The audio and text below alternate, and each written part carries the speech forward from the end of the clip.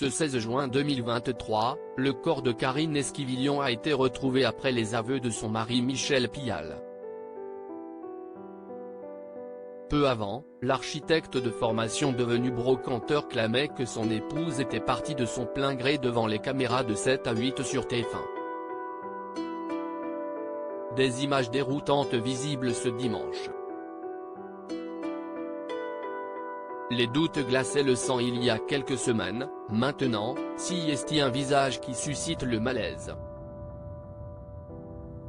Il s'agit de celui de Michel Pial, le mari de Karine Esquivillon est passé aux aveux durant sa garde à vue dans la nuit du 15 au 16 juin 2023. Dans le numéro de ce dimanche 18 juin 2023 de 7 à 8 sur TF1, figure une interview de cet homme réalisée au mois de mai, durant laquelle on peut observer non sans effroi son aplomb concernant la disparition de son épouse.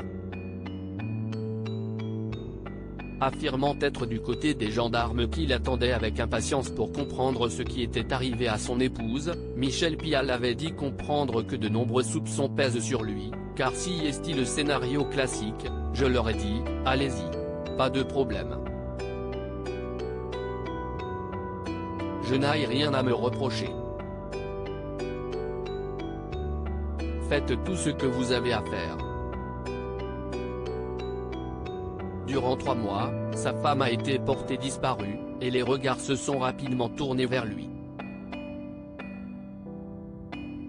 Pour lui, si est évident puisque de nombreuses affaires vont dans ce sens, telles que l'affaire Daval ou encore, celle non élucidée pour l'heure, de Delphine Jubilard. Avant d'avouer le meurtre de sa femme, Michel Pial faisait croire à une disparition volontaire de Karine Esquivillon. Il était d'ailleurs le seul à y croire puisque ses enfants, elle en a 5, dont 2 de 12 et 15 ans avec l'actuel présumé coupable, sa sœur Adelaïde ou encore son précédent mari, n'y croyaient pas, certains qu'elle n'aurait jamais abandonné ainsi sa progéniture. L'accusé clamait de son côté qu'elle avait préparé son départ, arguant avoir reçu un SMS envoyé de son téléphone sur lequel on pouvait lire « Marre de vivre à deux, mais pas en couple. Je décide de partir, j'ai pris certaines choses, je reviendrai vers toi pour les enfants. » Aujourd'hui, on sait qu'il n'est rien mais l'enquête suit son cours, suivie de près par les médias comme BFM TV, victime ce vendredi d'une sorte de piratage de voix ahurissant. L'élaboration d'un scénario. Comment Michel Pial a-t-il pu accepter de faire cette interview, quelques semaines après avoir tué la mère de ses enfants?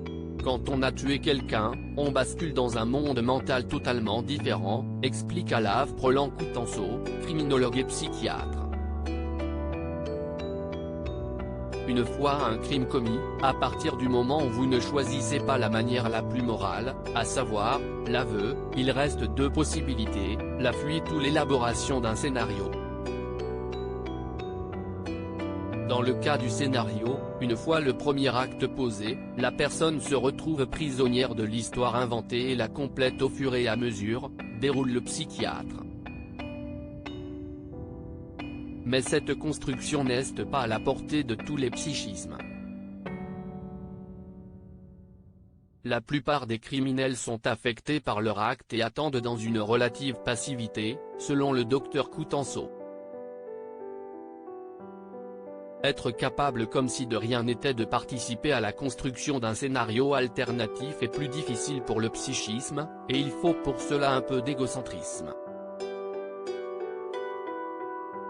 Ensuite, le sujet devient pris au piège de son propre mensonge.